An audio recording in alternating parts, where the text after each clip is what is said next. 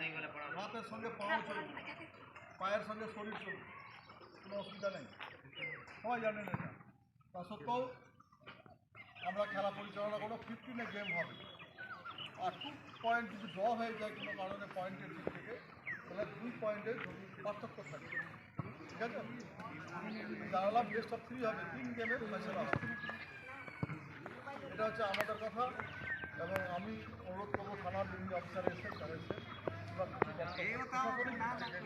উদ্দেশ্য কীভাবে হয়েছে, কেন হচ্ছে, কেন করছে, সেটা বিস্তারিত বলুন। উদ্দেশ্য হলো আমাদের অঞ্চল এটা সবসময় এক সাইডে অঞ্চল, এখানে আমরা পিছিয়ে পড়া অঞ্চল, রাস্তাঘাট সব দিক দিয়ে আমাদের উন্নত হয়ে গেছে। এই খেলাধুলাটা যেন বজায় থাকে, এটা একটা সাংস্কৃতিক অনুষ্ঠান। এই খেলাটা তোমাদের কাছে আমার কাম্য, যেন খেলাটা বজায় থাকে।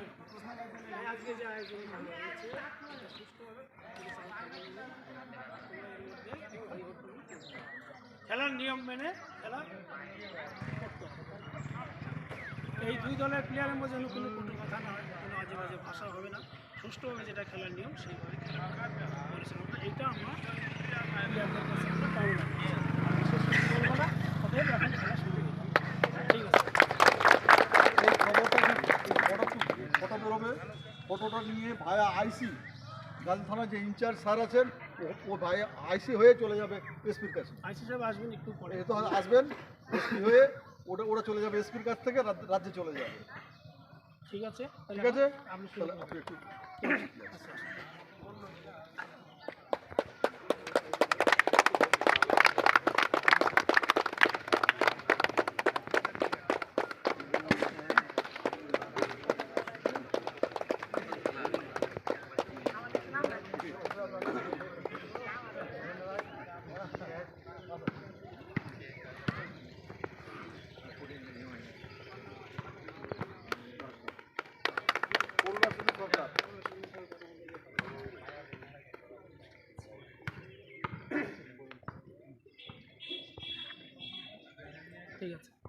এই হচ্ছে রেফারি, ডিস্ট্রিক্টের রেফারি বিজয় মণ্ডল, আমার হবিবুর রহমান,